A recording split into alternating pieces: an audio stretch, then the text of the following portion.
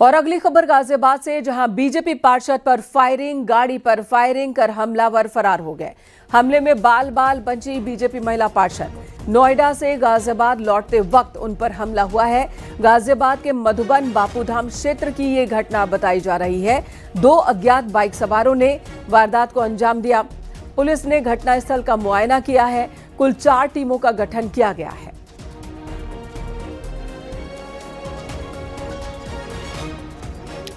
महिला पार्षद का नाम शीतल चौधरी है। वो वार्ड नंबर 9 थाना सियानीगढ़ क्षेत्र के। उनके द्वारा ये बताया गया कि जब वह अपने एक रिलेटिव के पास थाना मधुबन क्षेत्र में संजय नगर के पास आ रही थी, तो NDRF रोड के से कमला नेहरू रोड पर 2 अज्ञात बाइक सवारों ने उनकी गाड़ी पर फायर किया है। इस सूचना पर तत्काल थाना मधुबन पर संगत धाराओं में अभियोग पंजीकृत किया जा रहा है। घटनास्थल का मुआयना मेरे द्वारा था, DCP सिटी सर द्वारा किया गया और इस घटना के अनावरण के लिए कुल 4 टीमों का गठन कर दिया गया है। इस संबंध में अन्य आवश्यक वैधानिक कार्रवाई की जा रही है। अमित राणा हमारे सहयोगी इस वक्त फोन लाइन पर मौजूद हैं। अमित, पुलिस तो कह रही है कि जांच चल रही है, 3 टीमों का गठन भी किया गया है, कुछ हासिल हो पाया है? दरअसल पूरा मामला शीतल चौधरी से जुड़ा हुआ है, जो कि बीजेपी की पार्षद हैं। और कल जब ये अपने रिश्तेदार के यहाँ घर से यहाँ आ रही थी, अपने घर की तरफ वापस आ रही थी, तभी इनके ऊपर बाइक सवार 2 हमलावरों ने इनकी गाड़ी पर फायरिंग की, जिसमें इनकी गाड़ी का पीछे का शीशा टूट गया। गनीमत इस बात की रही कि इस दौरान उन्हें कोई किसी प्रकार की हानि नहीं हो पाई, जिसके बाद उन्होंने तुरंत इत्तला पुलिस को दी। मौके पे पहुंची पुलिस तफ्तीश में जुट गई है। वहीं शीतल चौधरी द्वारा ये बताया गया कि उनका किसी से विवाद नहीं है। हालांकि अभी कुछ दिन पहले ही शीतल चौधरी का नाम आया था, क्योंकि जहां जिस इलाके के पार्षद हैं, वहां जो रेडी पटरी लगाने वाले लोग हैं, उनका ये कहना था कि शीतल चौधरी उनसे जबरन वसूली की बात कहती हैं और ये आरोप उनके ऊपर लगाए गए थे। हालांकि इस आरोप के बाद शीतल चौधरी ने भी अपनी एक वीडियो बाइट जारी की थी, जिसमें उन्होंने कहा था कि सभी आरोप निराधार हैं। तो ऐसे कई बिंदु हैं जिन पर पुलिस द्वारा जांच की जा रही है। कहीं ये कोई वैसा लेन देन तो नहीं, या किसी जो आरोप इनके ऊपर लगाए जा रहे थे उन लोगों द्वारा तो कोई कृत्य नहीं किया गया है। तमाम अलग अलग बिंदुओं पर पुलिस जांच करने की बात कह रही है। 4 अलग अलग टीमें भी इसमें लगा दी गई हैं और मौके की गंभीरता को समझते हुए रात ही DCP मौके पर पहुंच गए थे। साथ ही शहर के विधायक और भाजपा के महानगर अध्यक्ष वो भी मौके पर पहुंचे और जल्द से जल्द आरोपियों के खिलाफ सख्त कार्रवाई की बात भी उनके द्वारा कही गई थी। जी, धन्यवाद आपका इस वक्त पूरी जानकारी देने के लिए। तो पुलिस अलग अलग टीमों के साथ 4 टीमों का गठन किया गया है। हमलावरों की तलाश की जा रही है। हमले का उद्देश्य क्या था, ये भी पता लगाने की कोशिश में पुलिस।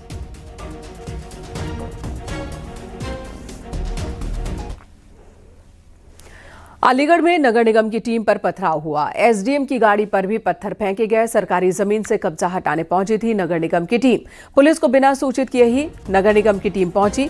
भारी तादाद में गांव वालों ने हंगामा किया। मौके पर 4 से 5 थानों के पुलिस फोर्स मौजूद रहे हैं। महुआ खेड़ा थाना इलाके के कायमपुर की ये घटना है।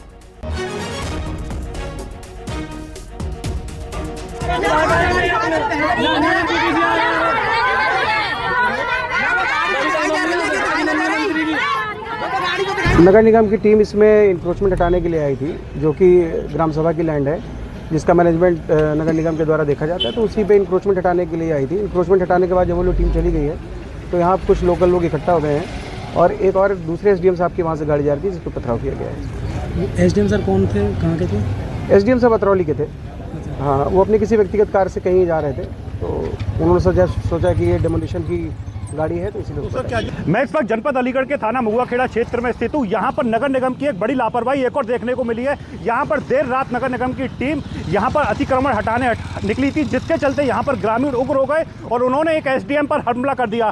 SDM की गाड़ी फूट गई और SDM को तकरीबन 2 किलोमीटर तक रोड पर पैदल भागना पड़ा। यहाँ पर तमाम फोर्स, कई थानों का फोर्स आ गया है, CO और यहाँ पर तमाम CO, ADM, SDM और ये नगर निगम यहाँ से पूरी तरीके से भाग चुका था। फिलहाल CO मौके पर आए, उन्होंने पूरी स्थिति को नियंत्रण में लिया। मेरे साथ इस वक्त यहाँ पर देखिए ADM मौजूद हैं। मैं उनसे जानकारी करूंगा कि सर यहाँ पर क्या हुआ था, कैसे हुआ था, किस तरीके से हुआ था। यहाँ पर आप देखिए, ये तमाम नगर निगम की टीम है जो बाद में पहुंची है और ये उस वक्त यहाँ से भाग चुकी थी।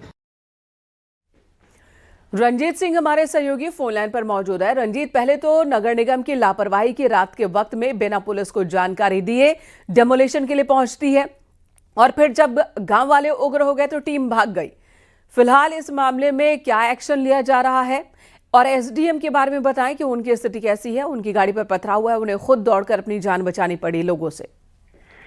जी बिल्कुल, नगर निगम की ये कार्रवाई के दौरान या एसडीएम की गाड़ी पर जब हमला हुआ तो एसडीएम अतरौली सुमित वहां से मौके पर थे। वो वहां से जा रहे थे, पुलिस वहां पर नहीं थी और ये वहां पर नगर निगम की टीम वहां मौके से अतिक्रमण के दौरान जैसी भीड़ उग्र हुई, ये यहाँ पर मौके से भाग गई। भागने के दौरान एसडीएम वहां पर रह गए। एसडीएम की गाड़ी पूरी तरीके से क्षतिग्रस्त कर दी। उन्होंने तकरीबन 2 किलोमीटर पैदल दौड़कर अपनी जान बचाई है, जहां पर उन्होंने बताया कि 30 से 35 जो ग्रामीण थे वो उनके पीछे भागे और उन्होंने उनके जो गनर थे उनकी भी हल्की फुल्की चोट आई है। उन्होंने बहुत मुश्किल वहां दौड़कर अपनी जान बचाई। वहीं जब इस प्रकरण में वहां पर तमाम थानों का फोर्स पहुंचा, सीओ पहुंचे, एसएसपी पहुंचे, एसएसपी ने वहां पर वरवली नगर निगम के जब बाद में अधिकारी पहुंचे तो उनको कड़ी फटकार लगाई है। उन्होंने कहा है कि आप बिना स्थानीय पुलिस को सूचित किए आप वहां पर क्यों आए, एक बहुत बड़ी घटना हो सकती थी। वहां पर नगर निगम अपना एक ट्रक था वो भी मौके पर छोड़कर भाग गई, तो ग्रामीण उस ट्रक को भी आग लगाने का प्रयास कर रहे थे। हालांकि जो सीओ थे वो वहां पर पहुंचकर उन्होंने बहुत मुश्किल से भीड़ को तितर मितर कर वहां पर स्थिति को रंजीत, क्या रात में इस तरह की कार्रवाई होती है कानूनन? किसी प्रकार से रात में इस तरीके की कार्रवाई नहीं होती है। जो टाइम होता है वो 10 बजे से 4 से 5 बजे तक का होता है, लेकिन नगर निगम की टीम वहां पर देर शाम के बाद पहुंची थी। वो भी स्थानीय पुलिस को बताया नहीं था।